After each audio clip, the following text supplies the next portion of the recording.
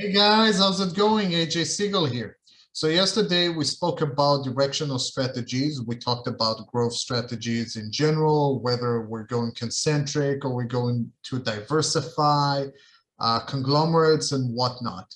So naturally we'll be delving into that as well, just a tad, and then continue towards stability and retrenchment strategies and summarize the whole subject in general. So without further ado, let's go back to our slides. Episode 8. So as I said yesterday, we talked about growth strategies, and today we'll focus on stability strategies. So we have three different strategies. We have the pause and proceed with caution. This is usually relevant when the market conditions are unstable, such as what happened in the last 2.5 years with COVID-19. So companies need to reassess their position before deciding how to go about it. Another option is no change. So this is like a stoplight here. So no change means that we're pretty much waiting for the market conditions to be more favorable and more stable. But they're not enough to constitute a better strategy. So we're just continuing with what we're doing, and we're waiting until we get our reports back. And the last one is the profit strategy, which is a strategy chosen when profitability is lower than desired. This is a little dangerous. Despite it being in the green, it is a little dangerous because companies would be a lot more willing to do cutbacks and layoffs to sustain their profitability. So the only thing that matters is the bottom line of the business. When we talk about retrenchment strategies, we talk about 5 different strategies, and we'll focus on them. So this might take a little while. One option is the turnaround. So we're pretty much retracting former strategy to avoid continuous losses. A good example would be what Dell did in 2006 for 2007. So they started out selling different products. Then they saw the reports back, and the reports weren't favorable. They were losing a lot of money.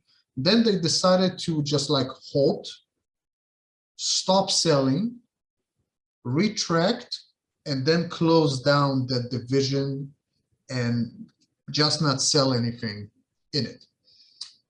Another option is the captive company strategy, especially when you're not making money, you're selling the bulk of your services or products to a single customer, who in turn sells it forward. So the person becomes like the wholesaler, and they pretty much do the marketing and sales for you. The main problem here is the fact that you become a captive to your own wholesaler. Other options are divestment, which is liquidating your SBUs or subsidiaries to gain a better financial position. Not making enough money, you are in a tight financial position, time to divest. Other options are naturally, liquidation, which is the selling off of assets for a better financial position or to pay off debt. Happens all the time. Companies sell off different portions of their assets or whatnot. Sometimes it even makes sense because the payment in terms of taxes is much lower on assets than it is for equity, for the company itself. And the last but not least is bankruptcy, the declaration of bankruptcy when insolvency issues arise. This is like the worst case scenario. Let's hope you're never there. Another option is the portfolio analysis. So this is what we as managers do. We just go over different units that we have, subsidiaries, SBUs, whatever the case is. And we pose 2 questions for ourselves. One, how much effort is needed to ensure the most profitable businesses stay so? That is, what kind of investment in man hours and money do we need to keep the profitable ones at the top? Second question is, how much effort should we invest in producing new businesses or products? Do we need to invest any money in R&D, or is it just okay to run the usual versions, like version updates and patches and whatnot, if you're a software company. The pros are that top management evaluates each of the firm's businesses individually and uses external oriented data to supplement management judgment. It raises an issue of cash flow availability and facilitates communication within the company. The cons are naturally that it's very difficult to define product or market segments. And the standard strategies can miss opportunities. They're not perfect. They're just like an all-around cookie cutter approach.